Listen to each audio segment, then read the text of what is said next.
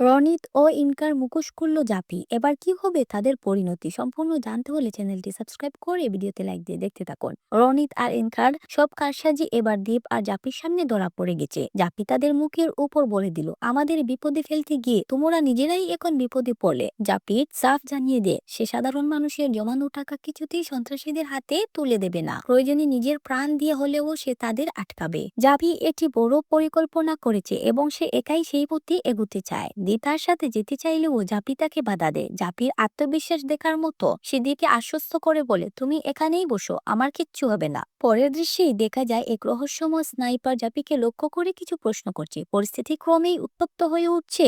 একদিকে সাধারণ মানুষের আমানত রক্ষার লড়াই, অন্যদিকে তেতে থাকা বিপদ। জাপি কি পারবে এই কঠিন পরীক্ষায় জয়ী হতে? রনিত আর ইনকার এই হারের পর তারা নতুন কোনো চাল ছাড়বে কিনা তা দেখতে হলে নজর রাখতে হবে আগামী পর্বে। জাপির সাহসিকতা কি পারবে ব্যাংক আর সাধারণ মানুষের স্বপ্নকে রক্ষা করতে?